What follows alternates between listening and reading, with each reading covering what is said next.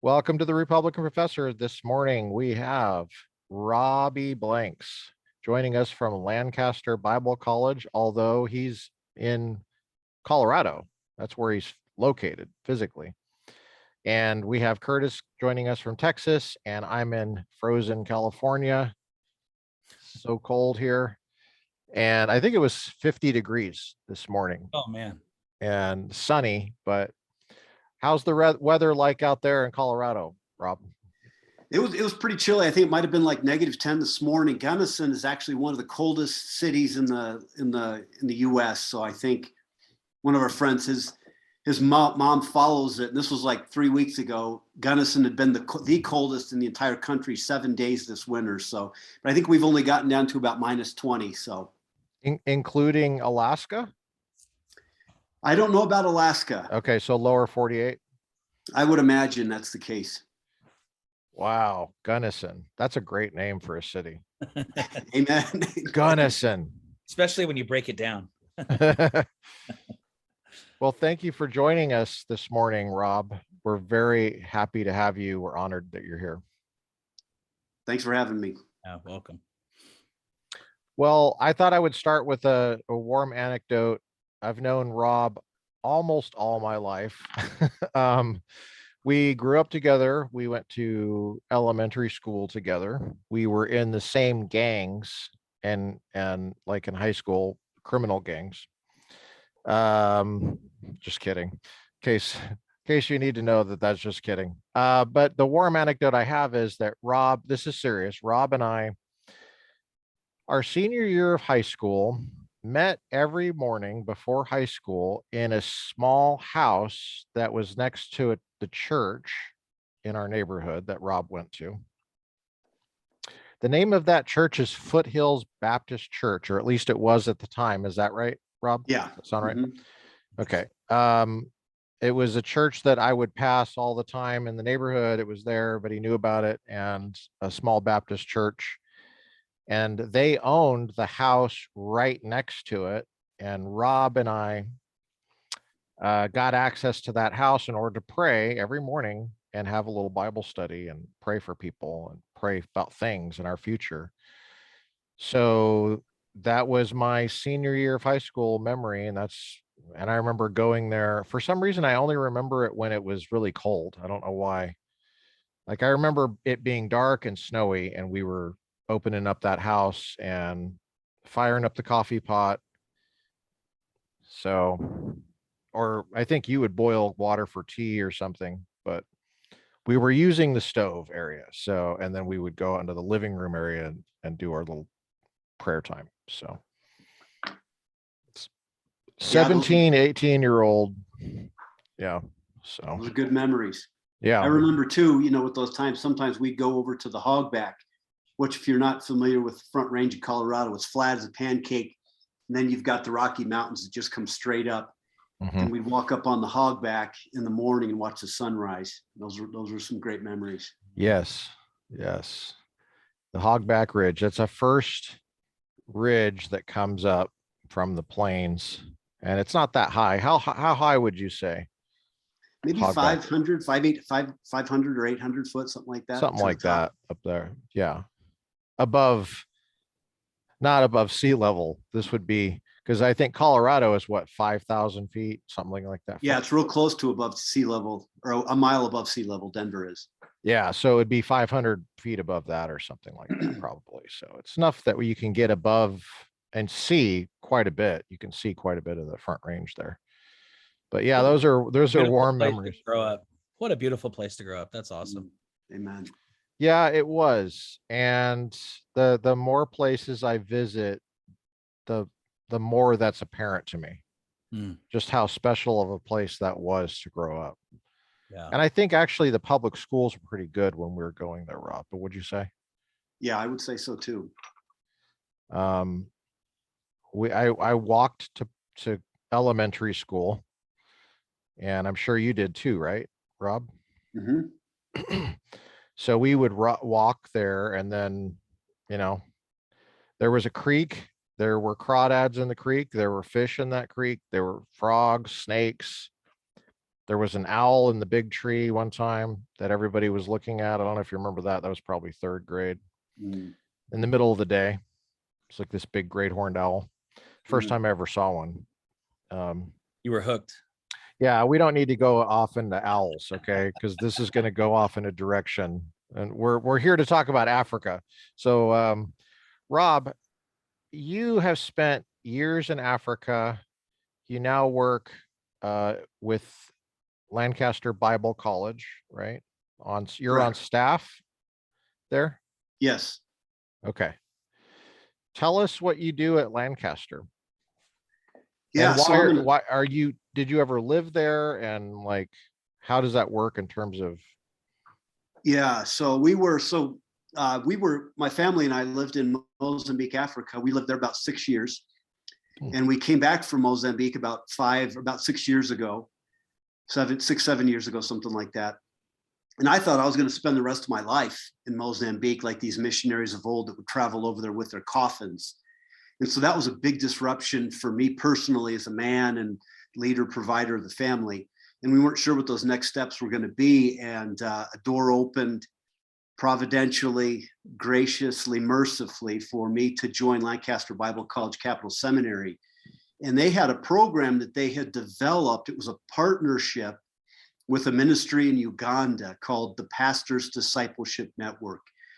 And the Pastors Discipleship Network is founded and led by Richmond Wandera. Now, Richmond is an extraordinary guy. He was a compassion-sponsored child, and he wasn't a believer when he was sponsored, but through compassion, he came to know Christ and his family through him. He's very, very bright. He ended up going to the top of his class. So through compassion, he was able to get a scholarship to the university, was at the top of his class in the university, became an accounting professor at the university there. And then he was bivocationally pastoring a church. And so he was an accountant, an entrepreneur, and a bivocational pastor. And he had, I don't know if he would use these words, but as I've heard him describe it, maybe a crisis of calling. And he was visiting doing a church call, a visit, and a church member. And a lady had lost a baby, and it was maybe a 2 or 3 year old. And so Richmond shows up. He's doing a pastoral call, and pastoral visits in Uganda are different than they are in the US. It's not just the pastor. They might bring people to come and sing in the choir. And so Richmond comes, and he comes into this house, and here's this dear woman holding a dead child in her arms. And Richmond goes down and sits next to her to comfort her. And, my word, what do you say in such a time? And so he just comes up next to her, and she just had an iron face from the grief of losing this child. And she turns to Richmond and says, pointing at her baby, dead baby, "What did he ever do to God?" And Richmond kind of jumped back, oh my word, how do you respond to that question to a mom who's holding a dead baby? And then she said it again a little bit louder. "What did he ever do to God?" And then a third time and a fourth time. By this time, she was practically shouting. And Richmond is pulling out his phone, trying to call his mentor pastor. "Pastor Peter, you better get over here right now. I don't know what to do." And and that was a tough moment. And he started looking at himself, and he said, "Okay, I'm an accounting professor, a businessman, and I'm a pastor. Being a pastor is a whole lot harder than being a businessman. And I'm trained as an accountant. I'm a CPA. I'm trained in that. I'm a pastor. I don't have any training in pastoral ministry."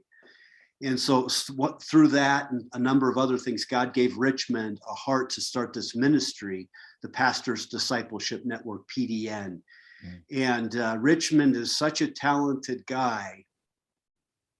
He has had, and I'm sure he would have if he wanted them, many opportunities to come to the West and have a very good job.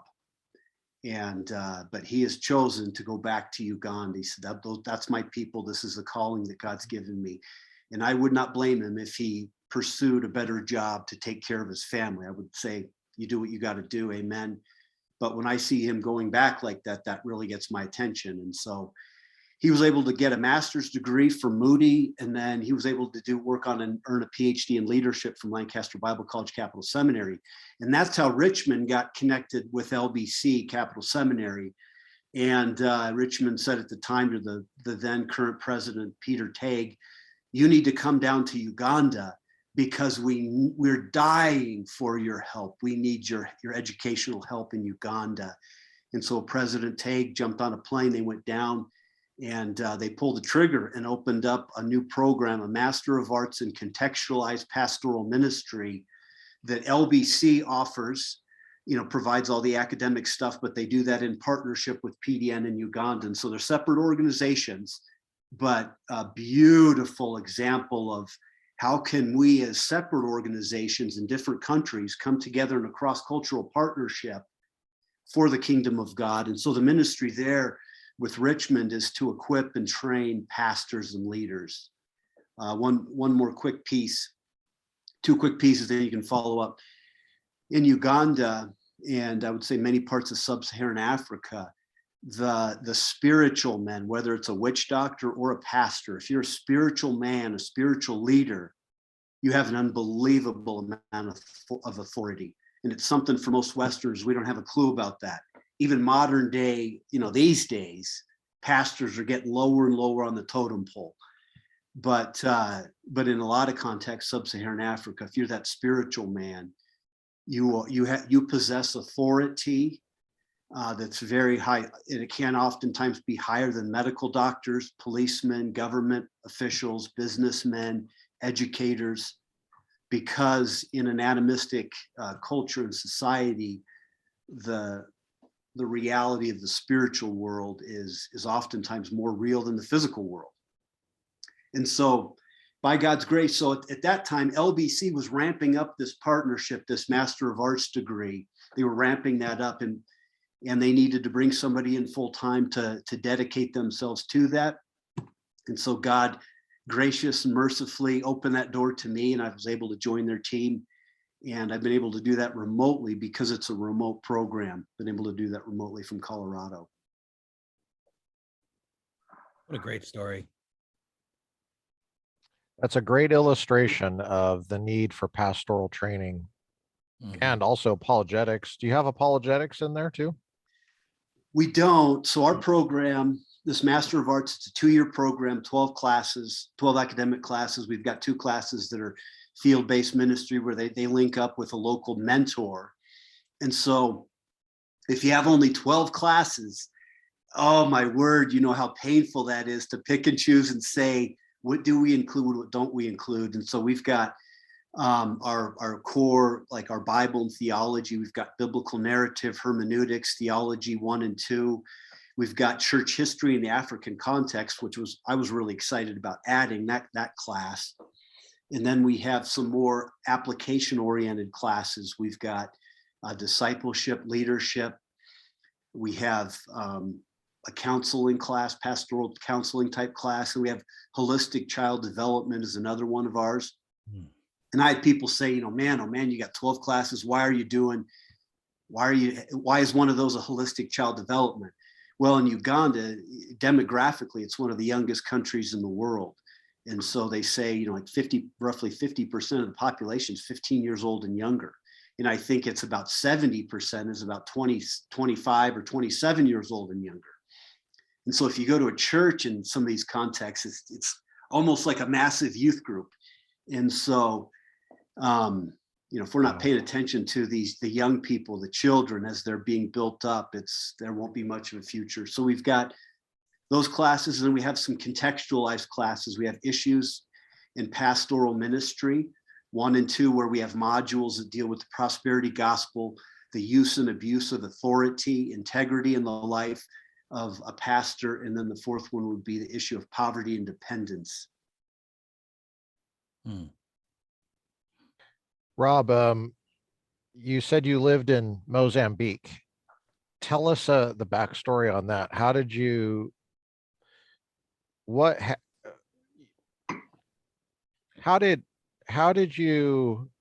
go from what you were doing before? Well, actually, maybe you should start at the beginning. Not conception, but start like not Genesis 1:1, but like start at I guess after high school. What Yeah. Tell us about your story, how you developed, what you did academically, and how you were feeling the Lord lead you. Yeah, you bet. So I had the privilege, Lucas, as you know, I was not in those years, and it's been a struggle over for me to develop some skills, but the reading and writing for me, and especially in high school, was not my strength. And so I could do math and science. I thought this is great. And so when it came time to do university work, I pursued an education in engineering from the Colorado School of Mines, and did structural engineering with a minor in electrical. And I thought that was fantastic. You know, studying advanced math, to me, that's almost like going to a worship service. How you can study those things and not believe in God is beyond me. But anyway, so as I was finishing that up, I was thinking at that point about the future, and I wanted to teach. And so I was thinking, well, I'd like to teach engineering. And so that's what I was pursuing and getting ready to move in that line. And then I had somebody at church ask me, would you please come and teach our college and career group? And I was scared to death, didn't like talking in front of people, but I knew I needed to do it. And so I went and did that, and it was a milestone for me, and realized, wow, teaching engineering and math, that might be nice and good and exciting at one level, but teaching the Word of God is way more exciting and more wonderful. And so that was something God used to redirect my path. And so then I went on to seminary at the Southern Baptist Theological Seminary and got a Master's of Divinity. At that time, I told the Lord, I said, you know, I'm open, I'll do this, but I want to teach. I don't want to be a pastor. And this never worked very good for me when I tell God what I don't want to do. So we came back from Kentucky. By that time, I was married, and we had a couple of children, pastored a church plant in the mountains of Colorado, the Church of Blue River. And a little bit into that, I had a chance to go on a short-term missions trip to Honduras. And at that time, I knew that I ought to. If I'm a Bible-believing Christian, I ought to believe in the Great Commission. I understood it up here, but honestly, I didn't really want to go. Why would you want to leave the U.S.? I was a good old American boy, the Second Amendment, everything else, but I had the money, I had the time, and so I went to Honduras, and God changed that direction really completely. I came back from that trip and asked my wife, Heather, I said, are you ready to go internationally? And I think she thought, you know, what in the world happened to my husband? But, and so God started that process. We started praying and thinking together, and trying to evaluate, okay, how's God gifted us? What do the needs look like globally? And how might that match up strategically for us and make sense? And one of the major needs in sub-Saharan Africa is teaching and discipleship. And that matched up with how I believe God had built me. And so we ended up looking at a few different countries, but Mozambique came to the forefront. And the more we looked at it, the more it made sense. And so we ended up raising money, and then our whole family went. We arrived there about 2009 into Mozambique. And you were there for 6 years. Mm-hmm.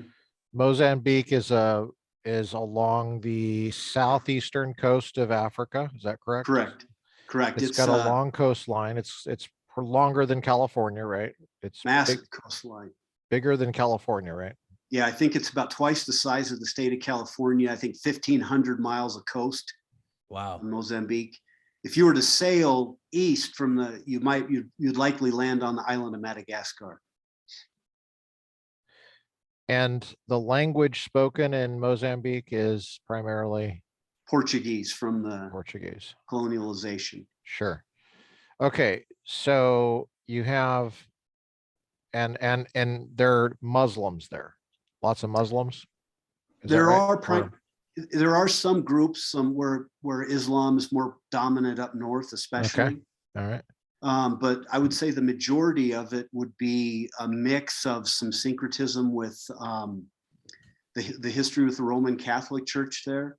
Mm-hmm. And then also some Protestant missionaries, and then that mixed together with an animistic worldview.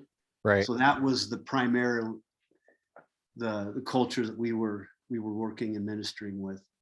Sounds like CU Boulder, basically. It's just basically CU Boulder. You bet. Yeah, I mean, it's we're not all Well, that different. You know, didn't yeah, somebody say there's nothing new under the sun? yeah. So Rob, you've mentioned two African countries, right? Honduras and just kidding. Mozambique and Uganda. Uganda has an English background, right? Correct. Okay, so right away, my question to you is, I mean, I don't know a lot about Africa, but I am at least a little curious about it, and I know it's a huge place, and we typically hear people talk about Africa as if it's just like, oh yeah, Africa, yeah, it's just one. Country of Africa. It's one thing. It's like, it's like Chicago. Actually, Chicago is kind of a lot different parts of Chicago too, right? But so is it living in Mozambique and then working in Uganda? Is that a one-to-one translation, or was there a learning curve, or how far ahead were you of that learning curve just because you'd lived in Mozambique? And Yeah. how do you navigate that? How close was it? How different was it? Yeah, absolutely.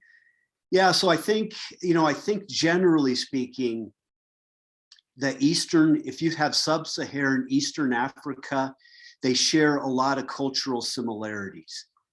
And so in that sense, living in Mozambique and then bringing up what we learned there and then applying that to Uganda as we could, there was a number of similarities. It's interesting. Yeah, I mean, the continent of Africa, about 5,000 miles from north to south, east to west, many languages. I don't know how many languages. Nigeria, I think, has over 200. Uganda, with the history of the Civil War, the tribes had kind of disappeared, and so to some degree. And so there's maybe 20 tribes or so in the country of Mozambique. Then in Uganda, I think there's over 50, 55, something like that. And I think for us, the biggest lesson was how to enter a culture that's not your own. And if you have some skills on that, which it's not rocket science. Those are basic skills, right? Yeah, I mean, you come in humbly, you come in as a learner, you ask permission to do things. You don't come in with your chest puffed up, I'm here to tell you how to get it done. No. Mm-hmm. We're all in need of a savior. We all need a rescue story. And so if you come in as a learner, it's amazing how far you can go that way. And so if we've tried to apply, probably some days better than others, that as well in Uganda. And so, and then that's not that much different. Like you mentioned, Chicago in the US. I mean, there's so many things. My wife, she jokes and she says her first cross-cultural experience was getting married. And same kind of thing, it's funny, but it's also true. If you're humble, you ask questions, you learn. And so that's all part of the process and can be a lot of fun. And then also that helps in language learning. Yeah. Oh, yeah. Language learning. So did you learn Portuguese? Yeah, I did. So I taught and ministered in Portuguese, and I'm not one that's naturally gifted in languages. I think if it took Heather, my wife, an hour to learn it, it'd probably take me 20 hours. And that's just flat out not fair, but that's the way it went for me. And so I had a Mozambican, your brother, he said, man, we love these American missionaries that come because they get off the plane and they just fall on their face and it's a yard sale everywhere. They can't even talk like a baby. And he said, in that process, if they're able to get up and put the pieces together and learn, it just breaks you. But if you're able to persevere through that humiliation, in a sense, what this Mozambican brother told me, he said, that part of that transformation of that journey then really helps them out as they enter into Mozambican culture to serve and help as they're able. How does one know if you're humble?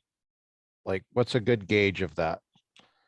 Like, let's say someone is thinking, I want to go over there, but what would you tell them to check about the humbleness? How do you know what's a good gauge? Maybe you can't know until you get over there. Yeah, I mean, that's a good question. I would want to look at how they interact with people. Do they have friends? And what are those relationships like? That's what I would look at. Because if you can't do it in your local context, or there's whispers of, oh my word, that guy's really grating on me because of his arrogance or whatever it might be, then those would be real bad signs, obviously. But I'd watch what they do at church, friends, work, those kind of things. What's your reputation? It's funny, in Mozambique, you'd see some of these old Mozambican men, and would have a very stern face, almost looking angry. And then if I walked up to them and I just said, I'm so happy that I'm here in Mozambique, what a beautiful country you have. Would you mind, could I ask you a few questions? And if I position myself as a humble learner, as a guest there, I compliment their culture, the beauty of the country. And it was just amazing. You'd see them smile ear to ear. Oh yeah, you can ask us whatever you want. And then they help you. And then if you ask something stupid or you make a faux pas or something, they understand, oh, he's new, it's okay. We won't bust his chops for that. Yeah, absolutely. They're so gracious. They're so gracious when you open yourself up to their critique, yeah, I remember doing that, teaching in another culture in Africa, and just feeling like flat on your face. And yeah, what you're describing is dead on. So that's kind of encouraging, I think, because that means that you can check whether you have sort of the basic chops in where you're at, right? The same thing, right? Say if you're humble where you're at, you're going to be humble over there, probably even more humble, because it's so different. You have so much to learn. There's a history there you probably were not taught in high school or college. And I cannot even imagine did you feel overwhelmed in terms of learning every day? Oh my word, I'm an introvert. And so when the chips are down, when the pressure is up, my inclination is to build walls and retreat. And that makes it really hard. How do you enter into another culture and learn the language if that's going to be your default safe reaction? And so I had to fight through that. Now my wife, she is an extrovert, and she just jumps right in head first. And so she helped me a lot. And it was remarkable. I remember very early on, we'd have somebody show up at our house, probably a woman, a Mozambican, speaking Portuguese a mile a minute. And she talked for 15, 20 minutes, and then this woman would leave. And I'd look at Heather, I'd say, what was that about? And Heather would say, well, she wanted this and this and that. I'm thinking, how in the world do you know that? What about these words? Well, I don't know what those words mean. All I know is that's what she was saying.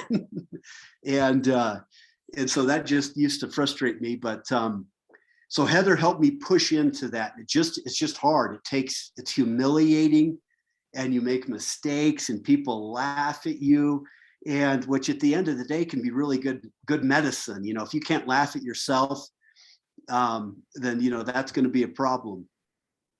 And so another thing that we have a very dear friend, kind of like a family member. His name is Ameriku. And he lived with us when we were in Mozambique, and 17, 18 years old, an extraordinary young man. He's actually in the US right now at LBC, studying and then preparing to go back to Mozambique. But Ameriku was my language learner, my language helper. And so he was very, very gracious. And so we would work painstakingly, hours, pronunciation, reading, writing, and then I'd be preparing sermons, lessons, those kind of things. And so that really helped. That was a game changer for me. What was a typical week for you in Mozambique? I don't know if you had a typical one, but did it change, or What did you find yourself busy doing the most? Yeah, so for most Americans to rebuild a life in another country like that, it's just as it takes an unbelievable amount of time. And so things that we do here that we might take for granted, you're having to learn all new systems, paying your water bill, paying electricity, how do the phones work, what are the safety issues I need to be mindful of? If you're married and you have children, how do I am I taking care of my wife? Is she in safe places, or am I missing things that I need to be catching? What about health concerns? You go into another culture, you've got different diets, it hits your system differently. So you're working through all those pieces. If I've got to go to the doctor and I don't speak Portuguese, or my Portuguese is limited because I'm learning, that all of a sudden was a normal activity can become very, very stressful, especially if your child is sick. So you have lots of time dedicated to those kinds of things, just constructing a life over there. Now, my primary ministry was discipleship through theological education, and I taught at a major seminary there in Maputo, which is in the city, or the capital city of Mozambique. It's in the far south of the country. How right far there away next- was that from where you lived? The drive home was, as the crow flies, maybe 10 miles, and it would take 30 to 40 minutes usually traveling out. So we lived outside of the city, kind of in what if we took our American friends there, they would think, man, you live way out in the bush, but it wasn't actually that far out of the city. So, so in terms of my daily ministry, a lot of it was at the seminary with students teaching. We had chapels. The classes that I was involved with, I think I did some 1st and 2nd Corinthians, theology. We did an apologetics and ethics class. So very, very exciting. I mean, never a dull moment. We had one of the classes in ethics, we were dealing with domestic violence, and that was a topic that day. And I said, okay, so the Mozambican people are very expressive, as well as the Ugandans. Maybe the Mozambicans, from my perspective, maybe a little more expressive, but facial expressions, hand movements, how you greet, the kiss, kiss, kiss kind of a deal.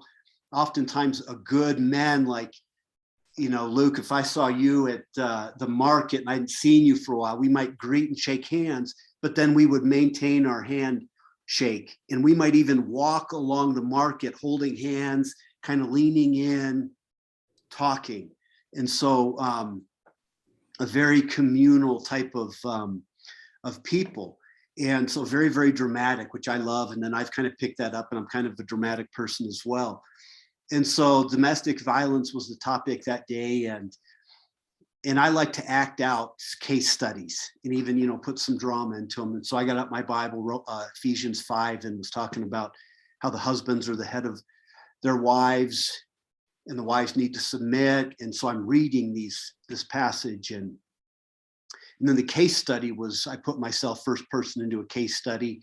I'm a husband, I'm reading these passages, and I'm trying to lead my wife and my children in the way of Christ, but my wife is going the other direction. And this is very hard, because Ephesians 5, it says here, I'm the head of the wife, and she's not following me.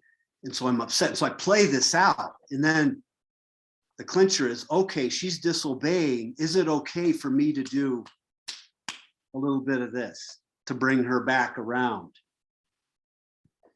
And so I drew a line on the chalkboard. Yes, that is okay. On this side, on that side, no, it's not okay. And I threw somebody the chalk, and I went and sat down. I said, okay, I want you guys to answer it.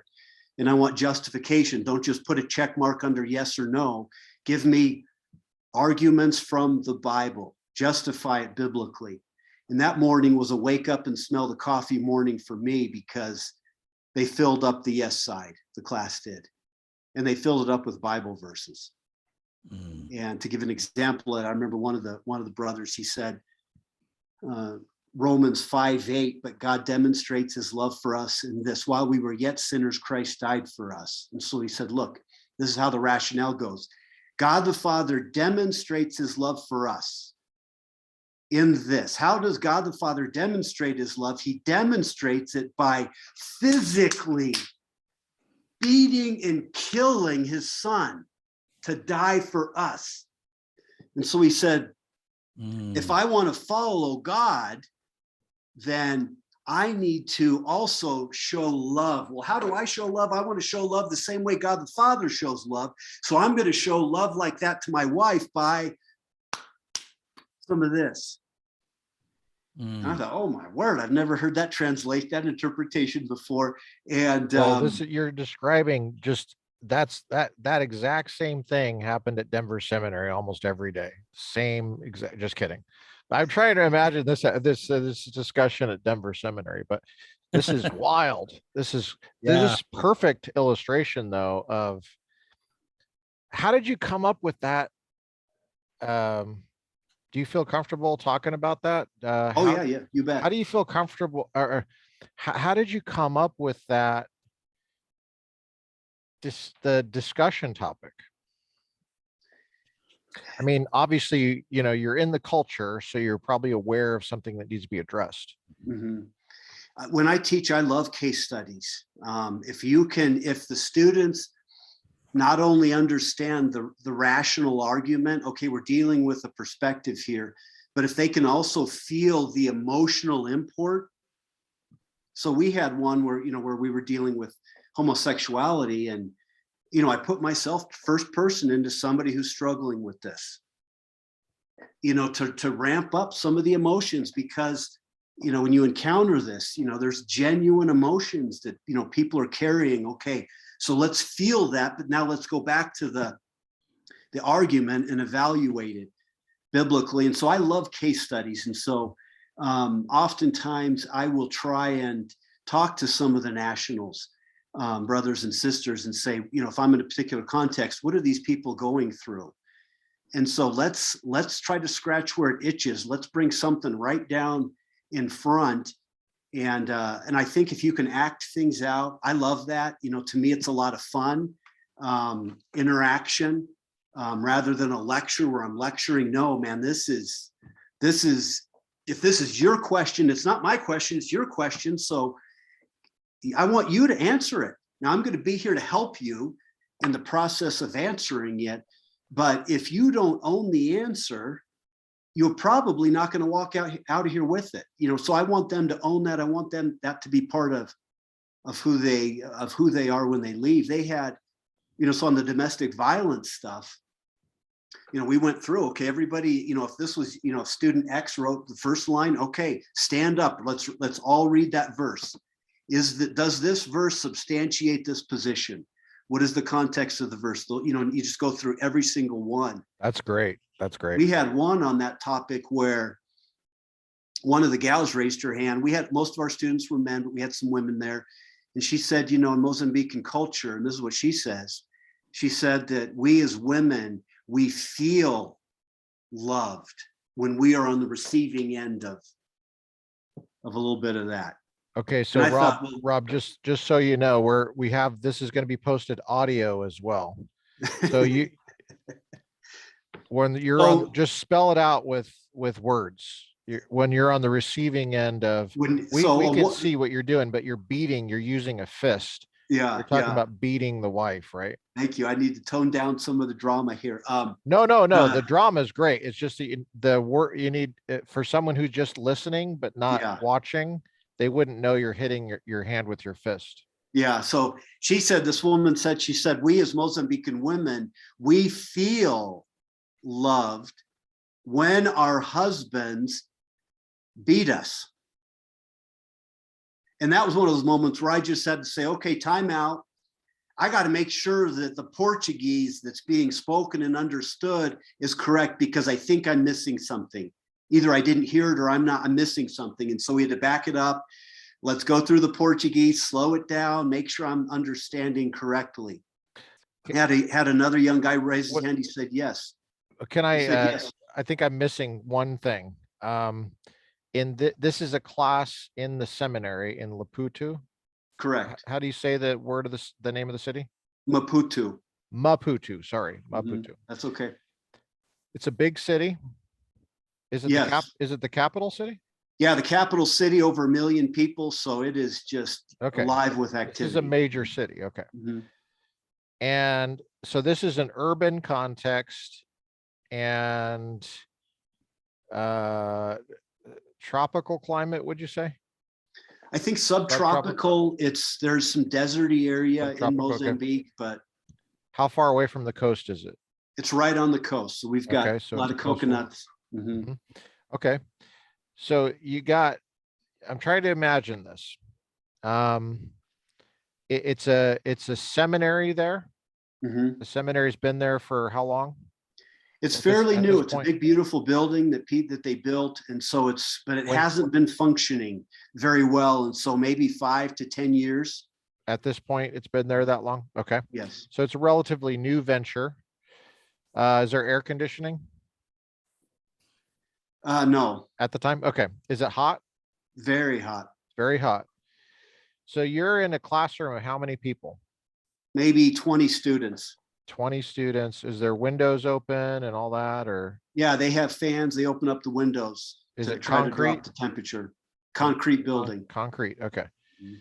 And is it men and women? That's where I was trying to get to in this class. Is it men and women in this class? Correct. It's mostly men. I would say maybe 75% men, 25% women. And this is the domestic violence episode you're talking about. Mhm. And that's where this lady said, Yeah. In the context of that class, as we were just dealing with domestic violence, is this Mhm. biblical? What does the Bible have to say about this? She raised her hand and said that women in Mozambique feel loved when they are on the receiving end of physical abuse from their husband. and you said slow way down. Let's make sure we get the translation right. And Mhm. how did the class react to that? How did the other women react? How did the men react? Well, I kind of pretty much said, I didn't tell her this. I didn't say I don't believe you, but I just wanted to make sure that I understood what was going on. And so I went to some other students. I said, hey, this gal here just said this. Is this true? And 3 or 4 of them started nodding their heads, yes. And it was a consensus basically in class that was the case. I guess I'm wondering, is that their answer when the men are around, or is that the answer when there's no men around? I don't know. Yeah, I mean, that would Did be a you get good the sense that question. this was a real genuine answer? I think so. They're honest, and they can be very blunt. The Mozambican people, Okay. unbelievable. They're incredible people. There's no reason for her to make that up, in other words, what you're saying.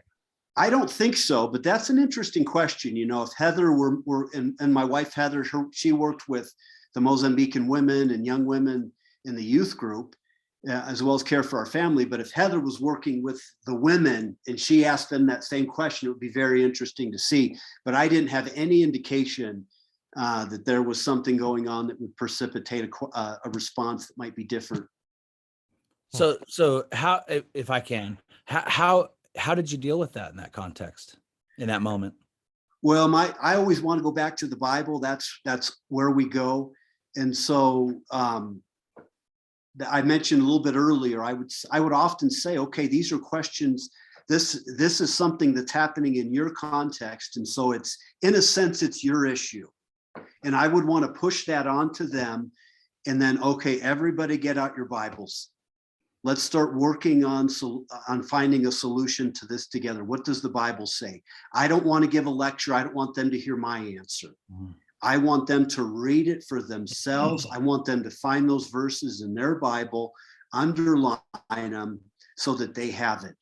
And so we would work through all those verses, kind of one by one by one by one. And so I like to teach, and if I can do it ideally, it's going to be in the context of a discussion where we're going back and forth. But then I don't want to let anybody hijack the class to go off the cliff one way or the other. And so through the discussion, but then towards the end, then we wrap it up. And then I would give a summary and say, look, you know, these are very clear verses on this. This is what the Bible says. Are we together? And so I would often try to push them to work on those solutions for themselves as much as I could. Did you ever find yourself, because obviously it's not, the classroom is not, you're not running it like a democracy, right? You're not saying, let's take a vote on this and that's the right answer. You're, you are recognized as an authority somehow by them. Is that, would you say that's fair? Oh my, In the classroom? oh my. Okay. It's a So do they shame. just, do they believe you if you say, don't beat your wife, or what, how do do they look at you like, why are we even having this discussion? This seems like a kind of an American political issue. Mhm. What does that have to do with, um, Oh yeah. See, so that's a super important question. And that gets into this idea of what does it look like in a shame honor culture, which Mozambique is. They're an honor culture, not exclusively and perhaps not as strong as Asian countries would be. But you do see it, and we also see that in the US, even though I don't think that's our predominant posture. But they want to honor me. So clearly I don't speak their language. I'm stumbling along in my Portuguese. Clearly I've got white skin. I'm not a Mozambican. I came from a long ways away. I came on an airplane. And so I'm a special guest there. Because they're so communal, they're very communal loving. They welcome me with their arms wide open. If I needed anything, even if all they had was 5 cents, they'd give it to me. They would give me the shirt off their back. And so because I'm an honored guest there, they want to honor me and elevate me. Every chance they have to show me honor, they want to do that. And so then I want to try to push back to say, okay, I really appreciate that. You honor me, and I feel that, I sense that, thank you. But I'm just a man. I struggle with sin and temptation. I need a savior every day. And we're on this journey together. So let's open up our Bibles. So I'm pushing kind of back in that other way. And so, but I would not want to just fall back to a default position of, I have a position of honor, so I'm just going to lecture and I expect you to believe it. I want them to wrestle through that for themselves, and anytime in an honor culture like that, an honor or shame culture, you're asking somebody a yes or no question.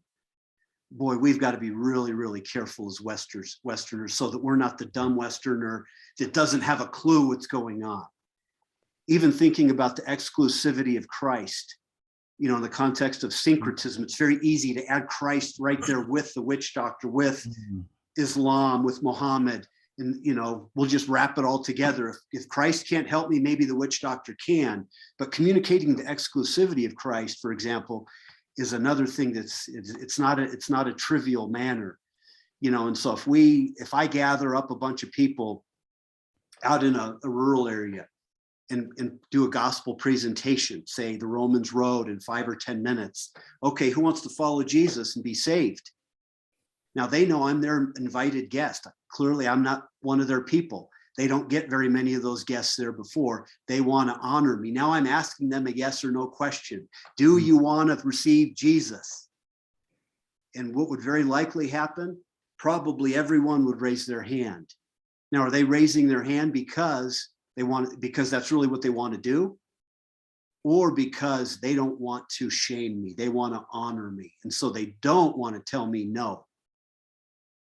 And so, if I were to do that and have a group under the tree, that would be a very foolish thing for me to do as a Westerner. And I would be doing something and things would be happening that I don't have a clue what's going on. And so it would be a similar thing in the context of a classroom. I don't want to appeal to that authority. Now, maybe in some cases you have to, or you would say, I'm not appealing to my authority as a Westerner, but maybe my authority, I've had more Bible classes or, some of those things.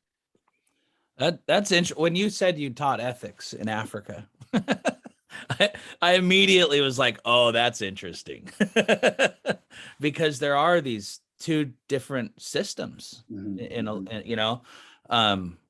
so when you come into a conflict like that, I was struck as you were talking about how they honor you. I was struck with, in my in my sarcastic thing. I'm like, interesting, they never hit you. You know, do you ever pit against to have them start to wrestle with? I mean, I'm sure you do stuff like this and like, well, here's what honor looks like. What's the difference between honoring someone and loving someone? Mhm. And are those compatible? You know, or that would be a fascinating struggle for their minds. Well, absolutely. So if you're asking them a yes, no question, what's the highest value? Is it truth and honesty, or is it honor? And for a lot of them, they might say, you know, it's not that we don't think truth is important. Truth is good, but right. Our highest value is going to be to honor you. And so they're doing in their minds what is right. Yeah. But I think, like you said, you know, and I would say that's the same teaching style that we should employ anywhere, whether it's a youth group at a local church. Hey, you know, is tattoos something you're wrestling with? That's your problem. I don't want to go get a tattoo. You open your Bible, you know, let's wrestle through this together. You know, so it wouldn't just be that I would want to employ that, you know, in that context. I think that's the style that I favor. That's good. I like that. I think there's some similarities here with college campuses in the United States. I think there's an honor shame culture on campuses. And I'm mainly thinking of the shame thing. Mm. Shame is very powerful on college campuses, and a lot of students will agree with you, but they won't admit it because of the shame that it's Republican. There's a lot of shame with the brand or the name or whatever. I've noticed it's not so much conservative, it's Republican, because Republicans vote. Republicans are threatening to the Democrat agenda. And it's very powerful on campuses, college campuses. So you might have the opposite, where I'm thinking of your example of saying, who wants to accept Christ? And you might have an opposite where you might have, I've had very shocking examples on campus where I've asked, is it true that rape is wrong? And no hands go up. No hands go up. And they're ashamed to say that there is such a thing as moral truth, even though they probably really do believe it. But it's too, I mean, I don't know how else to I'm just describing some of the experience that I've had. So it's interesting, the honor shame. I think it's very human. Well, I would say it on your radar. That. Absolutely. And even as other pastors have pointed out, as we look at ministry in the US, and I think the West Coast is probably the most extreme example of that. You know, this is when, in terms of thinking strategically, it's much closer to a cross-cultural type of situation. So these same strategies that might be used crossing cultures, if we're going across an ocean, we're using the exact same thing. If you're in Seattle or Portland, you know, very similar kinds of strategies. Absolutely. You know, and I think it's interesting, like you said, Lucas, sometimes we can stay back in the West and say, well, you know, in the West, we're first world, we're rational, we're this, we're that. But it's amazing how many of these things are really at play here. Yeah. So I would wonder, I guess the question then on campus for you then would be, what would be the flip side? Is there any honor piece in that? Is the honor to... Because they're so young, there is a, that's interesting. I don't think I've thought carefully enough about that. It seems like it's changing a lot. Like I would have said sports not too long ago, but I'm not sure about sports anymore. But I mean, if you have a school like CU Boulder, for example, that has a huge sports thing, a lot of the schools I taught at, sports were not really that big of a deal, right? Community colleges, you know, I don't think I knew anybody that was actually going to the football games. But yeah, I mean, it's I don't want to turn this into an interview about me and my experiences on campus, but I just want to say that when you were talking about the honor culture, that really resonated. I just immediately recognized what you were talking about. Like, Mhm. truth is not really the primary thing. Mhm. It's down here. Mhm. Feeling appropriate socially is, even if you give a false answer, like what you're saying about who wants to become, accept Jesus or whatever. Like, you say Yeah. yes, but it's false. So that you don't look weird. You don't look dishonorable in that culture. Well, it's like Just in the kind of the flip. context that Lucas, you shared, for making this correlation between the African context and the college classroom, or the two college classrooms, I guess. What's their hang up, right? Is their hang up about rape, and that's why they're not holding their hand up, because they think rape's okay? Or is their hang up about, You're talking about me in my classroom? yeah, you and your that question that is it morally reprehensible? Or is there hang up about morality, like saying that there is a moral truth, and what do other people think?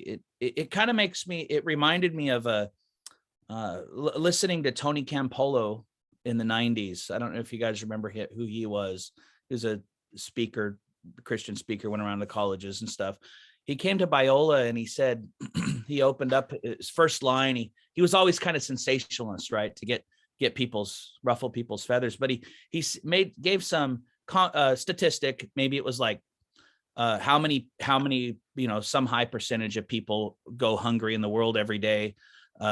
Like, 80, let's just say 80% of this demographic is hungry in the world every day. And none of you give a shit. And then he says, and the problem with the whole thing here is you're worried about me saying shit, and you're not worried about these people over here that are hungry. And that's the point. And so it just kind of made me think, like, where's your hierarchy? Like, you're worrying about, like, the shame, the appropriateness, of something, as opposed to the real truth. And I think it seems like that's the thread that's going on between these two examples. Mhm. Yeah, absolutely. A question I love to ask when I travel international: what do you think about Americans? And I just love Sure. to hear what people say. Yeah. And as you guys know, I mean, if you're swimming in something, it's hard to see. You might miss certain things, but somebody on the outside can point that stuff out, just like I can probably analyze and critique a different culture better than maybe perhaps I could my own. Mm-hmm. And exactly what we're talking about right now, looking back and forth and patterns. Okay, I see patterns here. What about my own culture? That's one of the things that can make this a lot of fun. Yeah, definitely. So when you said you taught ethics, you're like, I taught ethics. You don't understand. I taught ethics, man. Well, Rob, so you had this extremely interesting teaching and ministry experience in a major city in Africa, Mozambique. Then tell us what happened after that. You left Africa and came to the United States, but are still interested in Africa ministry. So tell us about that. Yeah, so we ended up leaving Mozambique, a number of reasons. The principal ones that we were struggling to educate our 4 children. We were looking at boarding school at that point, and got some great friends that have done that, and it's worked out good for them. And I'd say God bless them. But when it came time to making that decision for our family, I was not at peace about that. Didn't feel like we ought to, and so we decided to come back to the U.S. But as Curtis and I were talking about earlier, Africa gets into your blood. I mean, they're just absolutely amazing people, and we've learned so much from them in so many different ways. And it's really changed Heather and I in our lives deeply, profoundly. And so that's really my heart. That's kind of where my heart is. And so for me to have a chance to work with LBC again now back in Africa, and then be able to care for my kids here and educate them, has just been an unbelievable blessing. So it's, the remote piece is tough in some ways. There are some wins and some losses. This past year, I'll say in Uganda and a lot of these other countries, where everything's getting closed down, a lot of the face-to-face schools closed down. The government says, okay, that's it. And for us going remotely, we did not miss a beat. We missed a couple of residencies. We couldn't fly over, but we had them via Zoom. And so I miss the FaceTime and some of the conversations we're talking about. You can't have that in a 30-minute Zoom call. I mean, it's, these are, thoroughgoing, emotive can you imagine discussion. can you imagine having the class discussion that you were talking about over Zoom? I can't even imagine the challenges that, I mean, technology is such a blessing, but just let's be realistic about the limitations of it. Geez, that's amazing. So now was it just that Lancaster was involved with Uganda, that you got involved with Ugandan ministry, or had Uganda been on your heart before that? Was it just like, oh, is that in Africa? Yeah, it's in Africa, so I'll do it. I like Africa still. Tell us specifically about Uganda. Why specifically Uganda now, after specifically Mozambique, and specifically that city in Mozambique? Mm-hmm.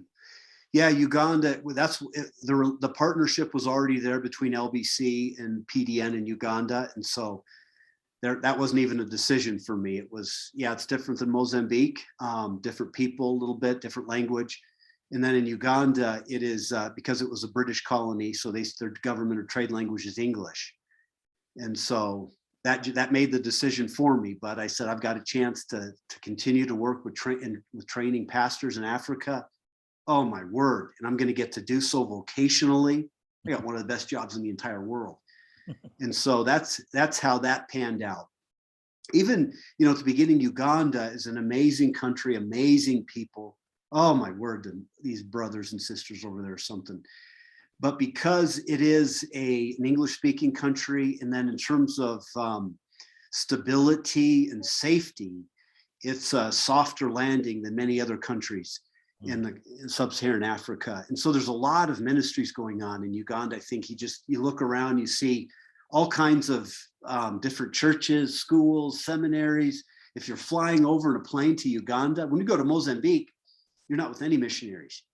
You fly over to Uganda, and man, I mean, half the plane might be short-term missions teams that are going over. And so I originally thought, working in Africa sounds great, but why is LBC doing this in Uganda if there's already a bunch of other churches and missions involved there?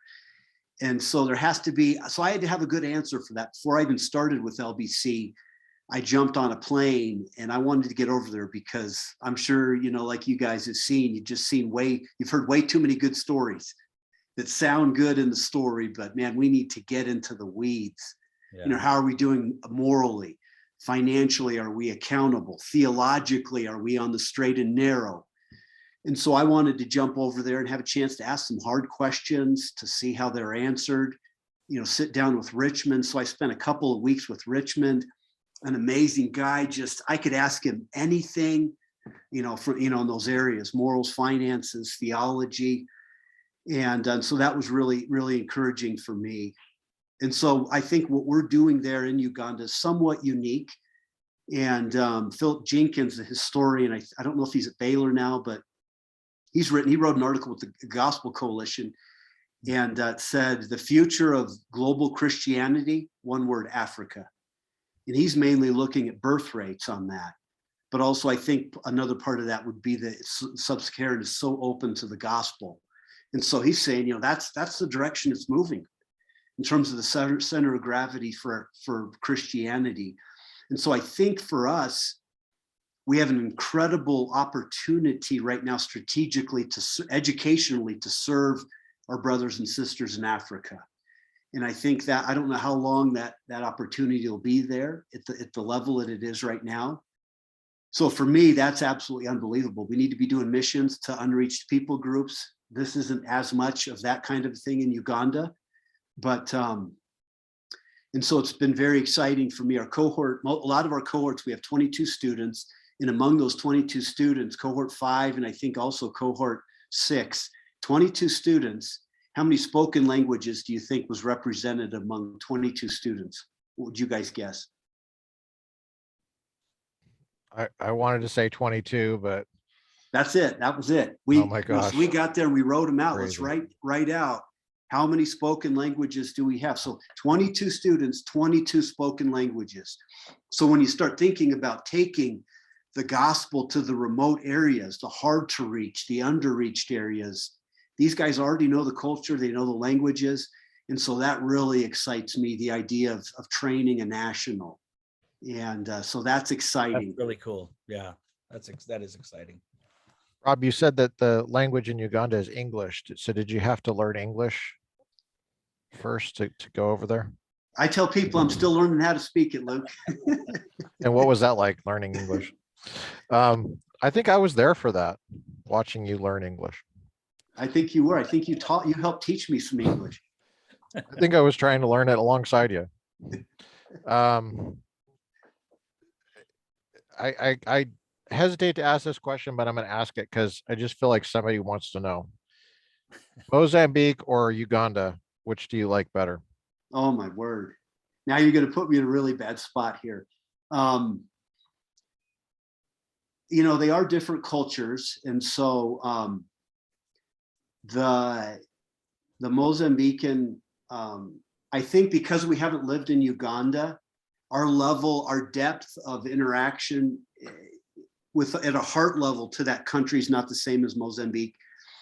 And I know you guys both speak other languages. And so developing a thoroughgoing, genuine relationship with somebody in another language is a special thing that most Americans they've never experienced.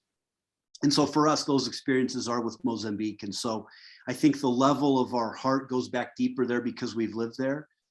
But there's so many similarities, just unbelievably gracious people with faith and worship that really is, I think, impacted and changed us. So to me, that answer sounds true. Doesn't just sound like on the honor shame thing. It sounds like it's actually true, but it's also honoring. So that's kind of cool that you did both. Do you keep up with what's going on at that school that you taught in Laputo? Yeah, a little bit, not as much as I probably ought to, but you find yourself thinking about it?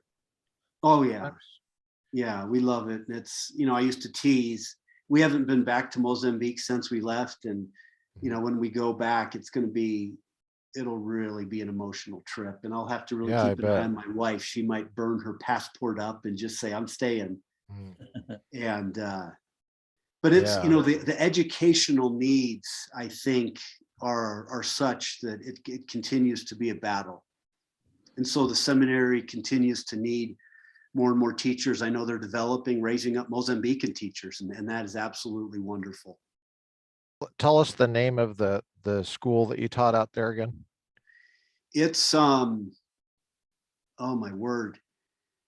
It is I think the Theological Seminary of Maputo. Okay. And I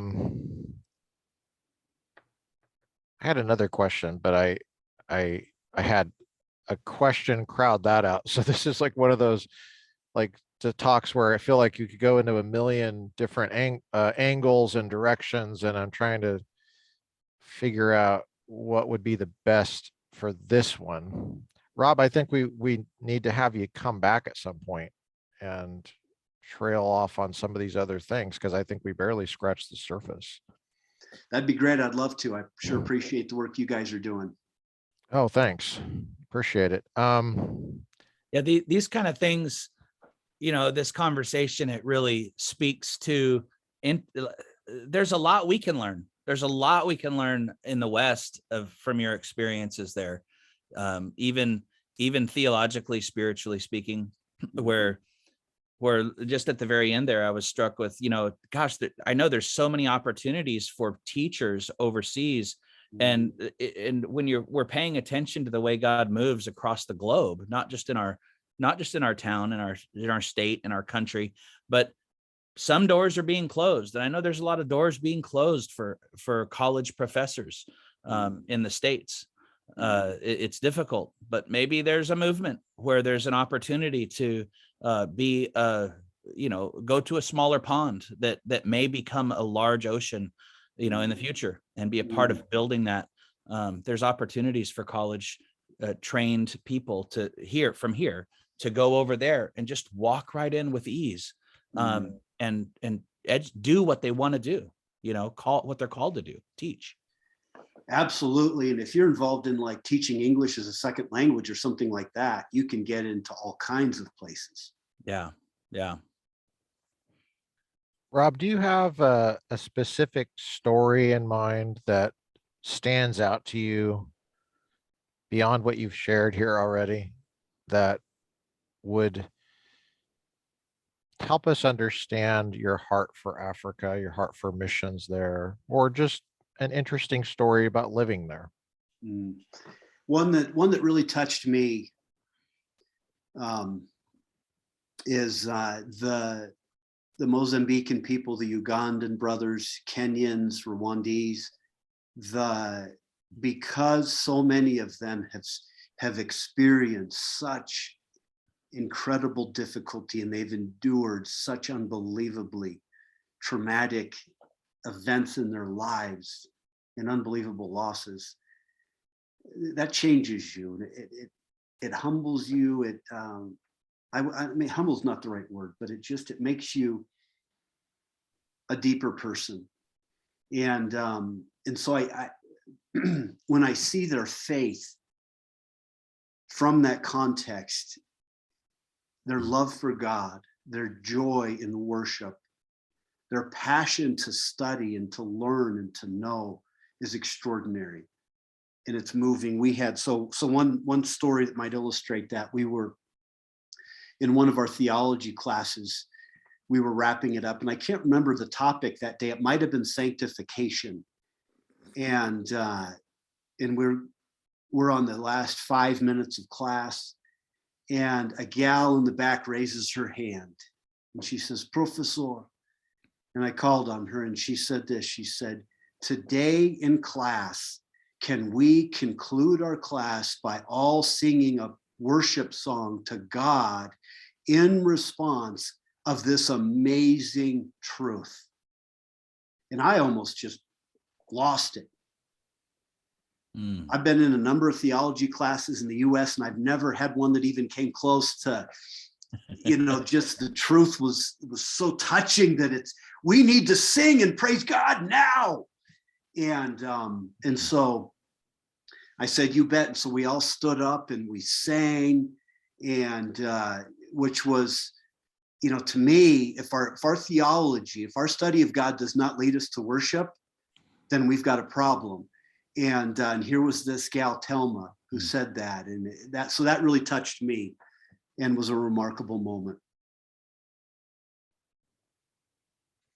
Yeah, can you imagine a student doing that in the U.S.?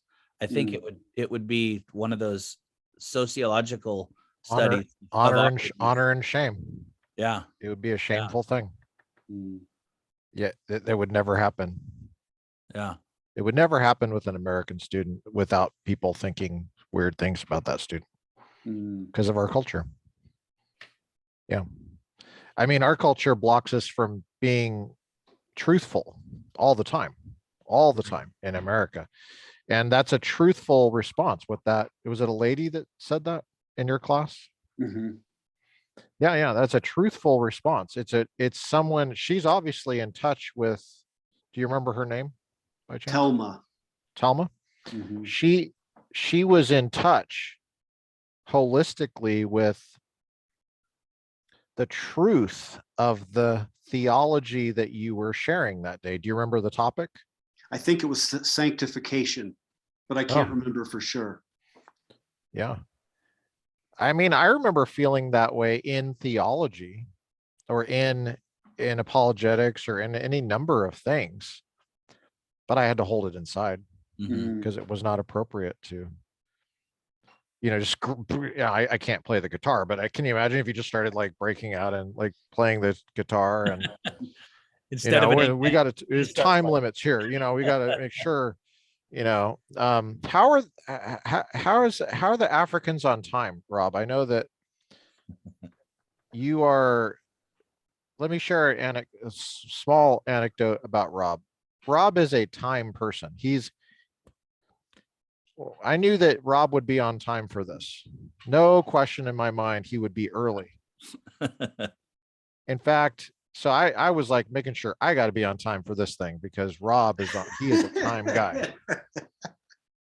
No, and that's I love that. I love that about my friend Rob. You can trust Rob. He is totally, has total integrity. And but different cultures, I mean, are they as obsessed with time over there generally? Yeah, I mean, that's another thing, values. And so do you value the community? So do we start when everybody's here? Is that our highest value, unity, being together? Or is our highest value, we said 10 a.m. and that's when we start. I don't care who's here. And very interesting question. And so, I think by and large, historically, the Mozambicans that I'm thinking of, they would lean towards, we want to value community. So we want to start when everybody's here. But as you look at the modern world, that changes. I mean, that brushes up against that. And so I had a number of students that you fight with to try to start class. Okay, we're starting, especially that first class in the morning, 7:30 or 8:30 or whenever it started. They're coming in late. Well, and then what's the problem? Well, transport, rain, there's the laundry list. And it was something I was fighting with. And I was having to try to check myself. I don't want to come down too hard because I know, like Luke, what you said, I'm time oriented. And so I finally just said, okay, well, how do the Mozambicans in the city solve that problem?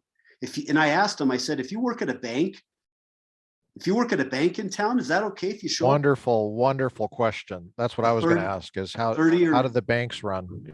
Yeah. So is that okay? Then the students would say, well, no, that's not okay. Well, then why would it be okay in this class? And so trying to push that again, how is your own culture answering that in the modern world? And and I think I can share this story. We had and it could have been that this was too far. I went too far. I'd have to let my Mozambican brothers judge me on this. But we had one or maybe two students had chronic, and the sisters. Don't forget the sisters. There you go. Don't forget Talma. We had one or two students that suffered from chronic tardiness. And so we went through this whole thing, about what do the banks do? And, so there was a lot of runway for this. And then I said, look, it's still not helping. So this is the deal.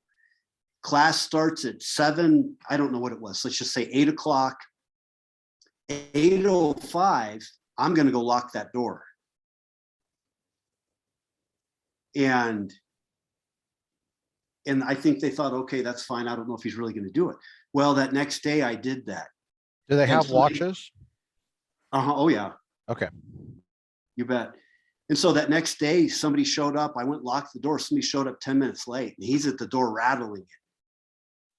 And it was like there was a collective gasp in the class. And so I went out and I just told the student, I said, look, this is the deal. Feel free to make yourself comfortable in the lobby, and then you can come in the next class in an hour, whenever it was. And then I came back in by myself, and it might have been too much, but it was one of those where you could almost feel it. But I'll tell you what, it didn't happen again. That just happened one time, and man, and it was an emergency. You make sure, we're not dealing with a legitimate emergency, because we make allowances for those kinds of things. Well, yeah, I mean, that's such a great, I think I've heard that story before, Rob. I think because I don't think I could have made that up, that story. I think I remember you saying that. That's a great illustration of the tension, having it on your radar, the tension between being respectful of a culture and then also like just basic consideration, right? So you're talking about, I mean, I'm a P on the Myers-Briggs, and I think you're a J. And, you know, I'm not like an expert on this stuff, but like a P would be more flexible on time, which could be irresponsible. It would err on side of being irresponsible and also being perceived by others as, well, disrespectful. Let's just say it, disrespectful of people's time. And the P might be, that might be coming off disrespectful because they're so lax on something like that, and they don't realize that's how they come off. And so you might have a whole culture like that. I don't know exactly how that works, but that's why I love the bank example, because you remind me of a Swiss banker, you know, and there are certain folks, certain professors I've had. Of course, I was in the military, and the military is run like a J on the Myers-Briggs, and you are just expected to conform to that. There's you know, that's just what it is. And so I lived in a J culture. I was a P, and you could tell I was a P. Like, you know, I was always disoriented, like, oh, what, you know. And my J friends were always like 15 minutes early, and so I thought of Africa, and I thought of, you know, that would be something where it would be hard to feel like you're respectful, but at the same time, you know, you don't want to be colonial or whatever, you know, but at the same time, I mean, that's just, you know, this minute is not, we're not going to get that minute back. So, you know, what are we doing? What are we doing here? What are you forcing me to do? You're forcing me to wait for you. So that's that, and the domestic violence one. I mean, those are two gems, I thought, that we have from this interview. One interesting thing on the time-oriented piece was I had a Zoom call. Can you fit this in 25 seconds? Just kidding.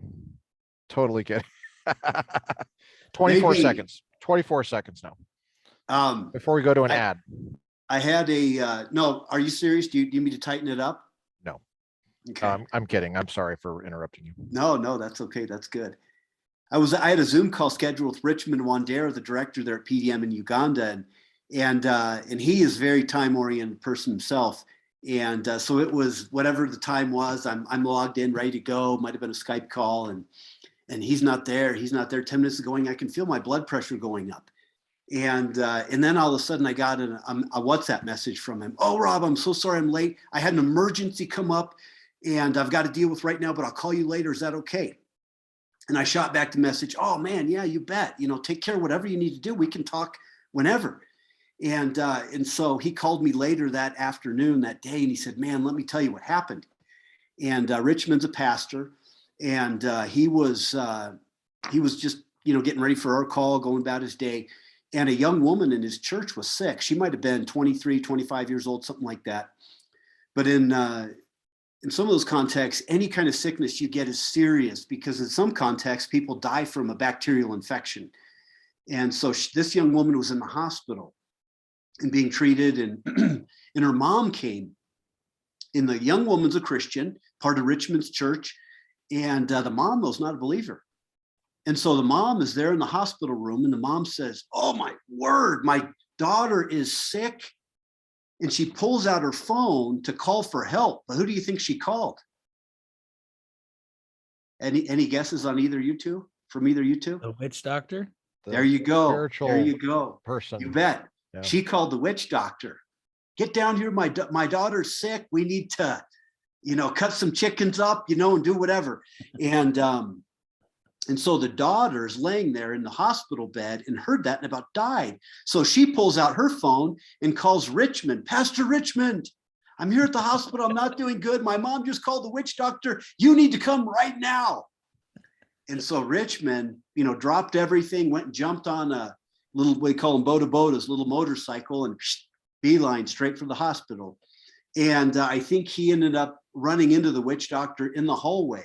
And it wasn't an ugly confrontation, but Richmond was firm and direct and said, look, this young woman follows Christ and you have no authority here. So you can leave. And so Richmond told me that, and I thought, wow, that doesn't happen every day in the US. So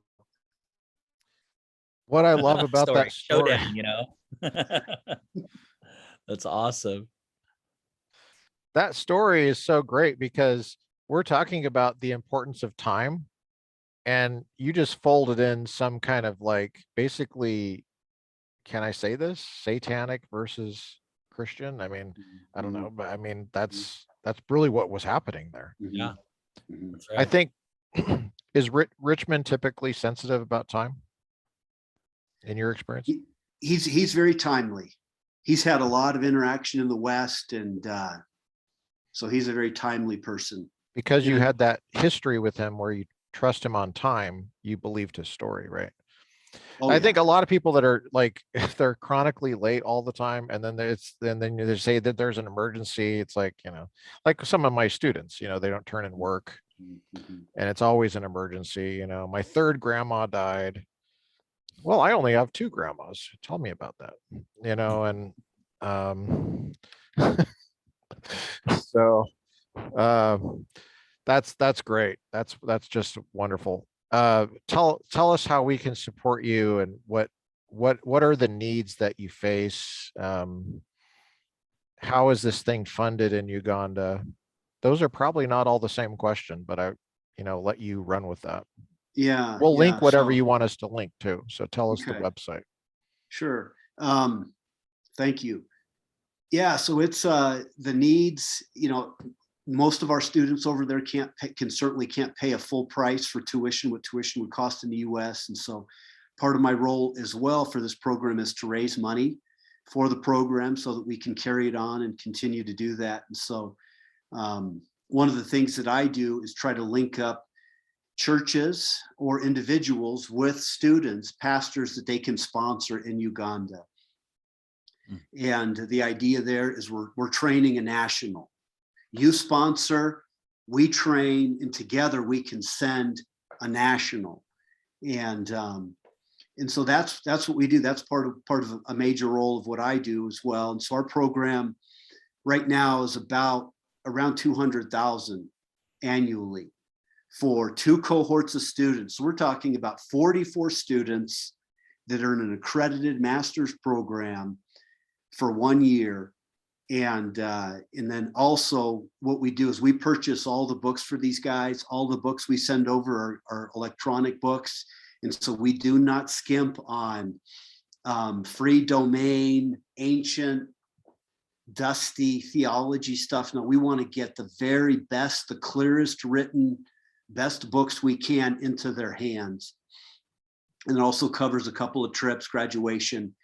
And so you break it down and you would say, well, yeah, 200,000 a year, that's a lot of money. It is a lot of money. That's a lot of money. But for 44 students getting an accredited degree in 2 years, in terms of efficiency and bang for buck, it's actually, I think, very, very strategic. And when you think about mobilizing a Western family, that's expensive to do as well to another part of the world. And so our students, they all have to pay an amount. In the past, it's been an annual fee for each student of 500,000 Ugandan shillings, which is about 120 US dollars per year. And some of our students, that's easier for some than others, but all of them have to pay something. It has to cost them something, even if it might be a student that's facing extraordinary financial challenges. Because if it doesn't cost them anything, then it's not going to be worth anything. And so that's one of our core values. So that's one of the ways that we fund it. And so we have a number of supporting churches that want to sponsor. You think about missionary walls. Well, we've got Edmund in Uganda, and he's doing this. And the other thing that's neat about that, I think, is it has a start and it has a stop. And so it's not something that you're doing right continually. And if you're doing food or healthcare, shelter, those are all important expenses and people really need them, but those are ongoing costs that will essentially never stop. And so our program 2-year program, start date, stop date. This is the deal. And so Um, it's 200,000 times 44, or it's no, 200,000 total. That's what you total, need. total. And so you break that down, it's around 400 per student per month. Yeah, I mean, I was thinking about it in terms of just depending on where you go to school here in the States. I mean, that's anywhere from 1 to maybe not even 1 in some schools, but 1 to maybe 6 or 7, 8 students for a year. And now you're turning it into 44. You're like 10xing the 10xing the investment. Yeah. What do And you then think? plus all the books too. Yeah. So I want to get the website and make sure that people know where to go if they want to donate to that and want to contribute and support that. But in terms of the strategic importance of Uganda for Africa, what would you say? What would you say the likelihood is that Uganda becomes a place to train? Well, maybe that's what's already happening. Maybe I missed that. Train African ministers and apologists and everything that you need for all of the ministry work in Africa. Is that already happening in Uganda? Is Uganda like a hub for that? Is that, I think I might have missed that. Yeah. About the 22 languages. I think Yeah. you weren't just talking about in Uganda, you were talking about all over Africa, or In that general vicinity. So right now okay. we have a student from South Sudan, we have Kenyan, we have Rwandese, we've had them from the DRC. We had one who graduated from Zimbabwe. And, but I didn't mention this earlier, but Uganda, it just so happens, Richmond has shared with me, is an unbelievably strategic country because it has very friendly relations with all the countries around. And so these Ugandans are able to travel. A lot of times refugees are coming to Uganda, they're welcomed in Uganda. And so it's almost like a wagon wheel that can go out. And so I think from that sense, it is quite strategic. The other piece, and these aren't my words, this is Richmond Wandera, who's a Ugandan. He said, look, the history of our education that we received from colonialization is basically rote memory. You read a chapter, you almost memorize the chapter, and then you reproduce it. And so he said the skills of critical thinking, problem solving, things that I think that we are stronger, or those are some of our strengths for us in the West. Our needs, our great needs there in Uganda, and that's what Richmond has shared. And so that's one of the things that would set our program apart from some of the others. So I think it's somewhat unique. Of our, say, 12 classes, we do have some Ugandans teaching, and we want to have more Ugandans teaching. Richmond and I co-teach a class. We have another Ugandan who graduated from our program. He teaches. But the majority of them are Western professors. And so some people might say, well, that's a negative. And it might be a negative in some way, but it's also getting to leverage strengths that I think that ways that we can really serve the African church by helping them in ways that we're strong. And that's one of the things Richmond said is so critical as well, that I think sets this program apart as well. Yeah, I think the critical thinking piece, helping add that to their tool belt, if you will, that's huge. That's huge. Where is the university in?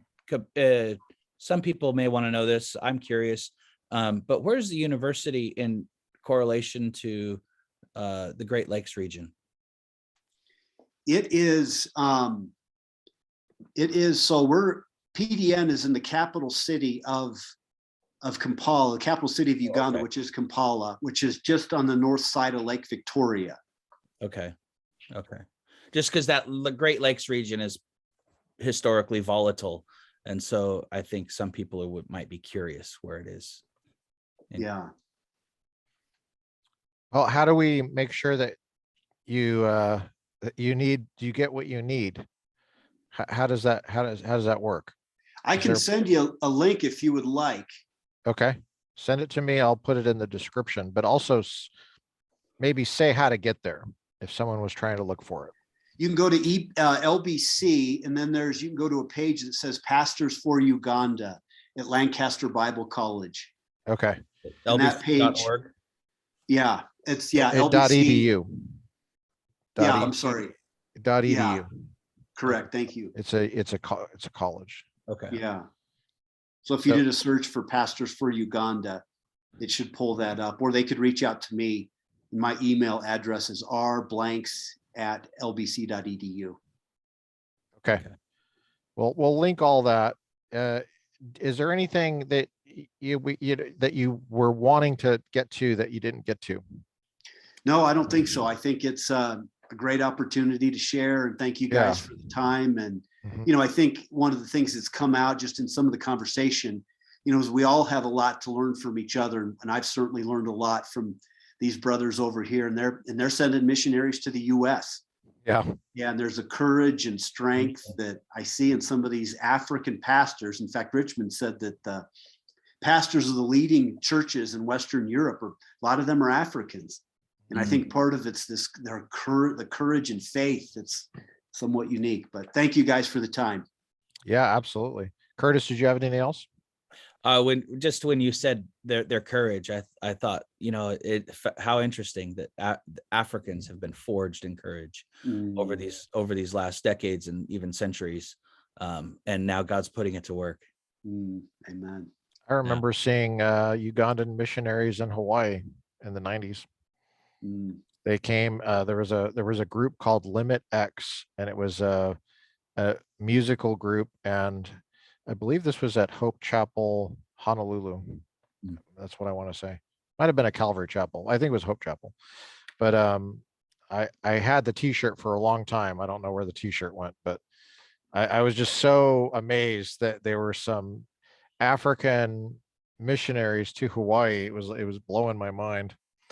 And yeah, they got away with a lot of cultural stuff that we would have issues with here, right? They can speak their mind about homosexual marriage. A lot of people feel like as soon as the rules change, someone says the rule changed. Oh, I guess I got to say something else now.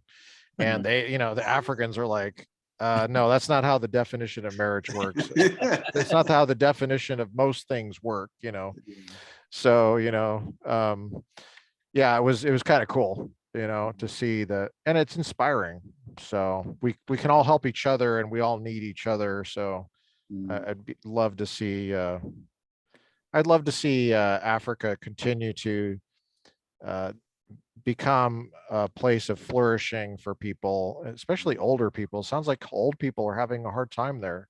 You said that the average age is young. So what's happening to all the old people? Well, some of the history of war, and then AIDS, and then just I think the lack in many cases of needed medical attention has shortened life expectancy for sure. So yeah, I'd love to see a bright future for Africa. There's always going to be challenges, because look at us. We have, stronger economy and military, but sounds like the Ugandan economy is strong enough for all the influx that they're facing. And I'd love to see that just continue and ripple out across the continent. Thank you so much for your time, Rob. Thank you. Great being with you. You too. Great to meet you, Curtis. Great to meet you.